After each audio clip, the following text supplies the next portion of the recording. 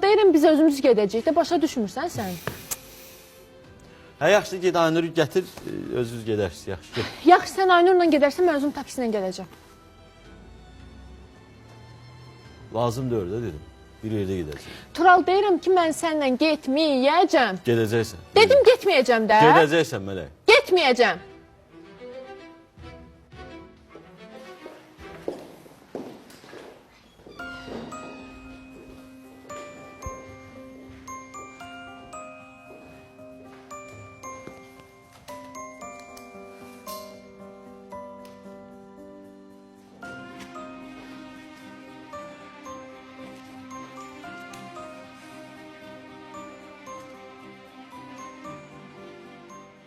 İndi çıxıb gələcəm ha.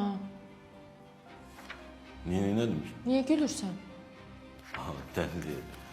Başqa şey gülürəm. Sənətlərə baxıram ki, bu niyə ortalıqda da var. Dedim, sən gəlməyək də. Gəldik dedim.